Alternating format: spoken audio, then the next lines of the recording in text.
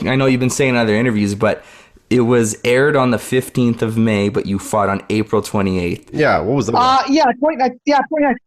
29th. So 29th. yeah, they made me sign a non-disclosure, an NDA about that.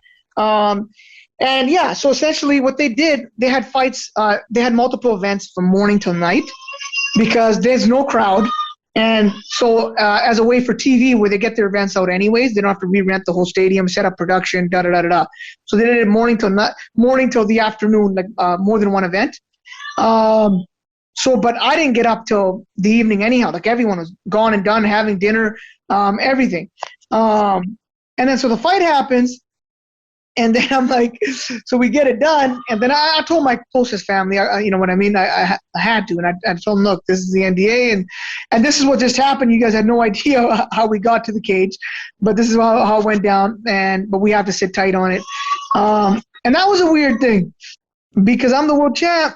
And I'm sitting in my room, essentially with two guys, two of my coaches. We had dinner. They went their rooms. And I'm all by myself. And I'm a world champ. And I've got to chew on that for 2 weeks, and then I got quarantined. I'm by myself for 2 weeks. It was the weirdest thing, man. And then we celebrate again with the world. So it's been a crazy few weeks, man. Temptation resisted is a true measure of character. Yeah. To hold that shit in, man. To just, whoa, yeah, good for you, brother. I agree. You know what? How I got through that too. I was just thinking, I'm like, look, whatever it is, Vera's going through it as well. He doesn't know whether it's happening or whether it's not happening. I've been in situations where I didn't know I was going to wrestle. Like wrestling tournaments, you go to the States and you wrestle down there collegiately, you weigh in the same day. And you do it, and you got a whole tournament bracket, so you don't know who you're going to wrestle first, second, third. You just go out there and do it. And so I'm like, I've been in a similar situation for many years. I have that experience. He doesn't. More than that, I've got a lifetime of dealing with adversity and overcoming stuff, and my belief in my place in life and in the greater scheme of things. I'm like, he doesn't have that stuff, and I just really leaned on that in terms of confidence. But that if the cards are stacked the same for me and him, I will come out on top because my lived experience, my life, he can't compare to. Yeah. And the thing is, how did you get all that training? Like, when did you go to Singapore and everything? Like, how long were you there before the fight? Yeah, so we were there we had it out on the 23rd. Yeah. We got out there.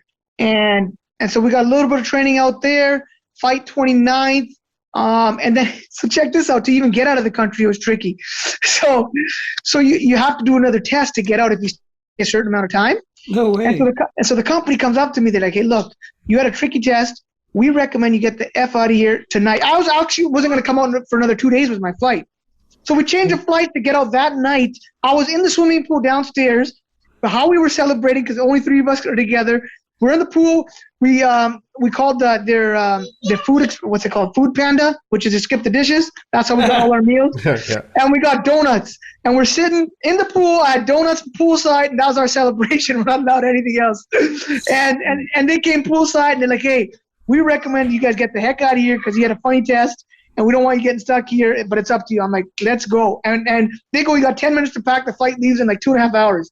So we got the hell out of there. That's how we left the country. Wow. That's amazing. So all those times I was texting you, you were in friggin' Richmond. I know some of those I was in Singapore. Some of those were in Singapore, but then I did get back, and then near the end there, I was in Richmond. And yeah. I just started. I know you had to do your thing, man. I tried not to talk to anybody on the phone. Text, okay, I can say whatever, but if I talk to you, I'll think, listen, Manny, I'm gonna be straight up. This is what it is. I'm gonna hold it from you.